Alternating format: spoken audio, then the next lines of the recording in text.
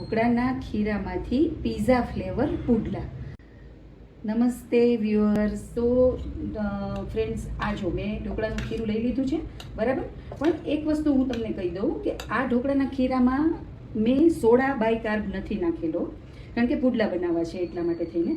આ ખીરામાંથી આપણે એને પીઝાની ફ્લેવર આપવી છે, એટલે આમાં મેં મીઠું તો નાખેલું જ છે.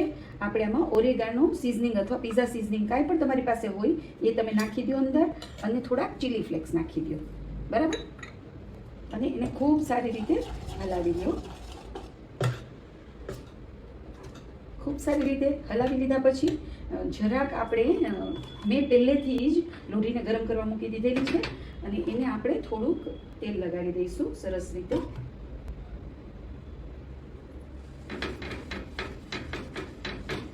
મારી લોઢી પહેલેથી જ ગરમ મૂકેલી હતી એટલે તે ગરમ થઈ ગઈ છે. અને હવે આપણે એની ઉપર જેવી રીતે ઢોસાનું ખીરું પાથરીએ છીએ એવી જ રીતે આ ઢોકળાનું ખીરું આપણે પાથરી દઈશું. જ્યારે ક્યારેય પણ બાળકોને સેમ વસ્તુનો ટેસ્ટ નથી લેવો હોતો, કે આપણે ઢોકળા કર્યા સાંજે અને ખીરું વધી ગયું છે અને બીજે જ દિવસે બાળકો ના પાડી દે છે કે નહીં મારે ઢોકળા નથી ખાવા, તો આપણે આ જ વસ્તુમાંથી એને નવું સ્વરૂપ આપીને આપી શકીએ છીએ આપણે.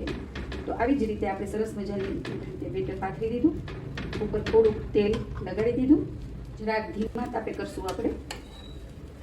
તો ફ્રેન્ડ્સ, જો આ એક બાજુ આપણો સરસ મજાનું થઈ ગયું છે. હવે એને થોડીક વાર આગળની સાઈડ ઓલો શેકી 10-15 મિનિટ માટે આગળની સાઈડ શેકી લઈએ.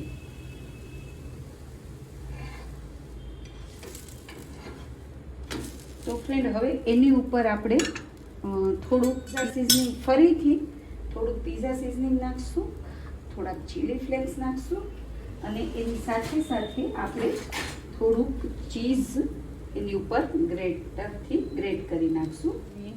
જરાક ચીઝ મેલ્ટ થાય એટલે આપણે એને સર્વ કરી દઈશું.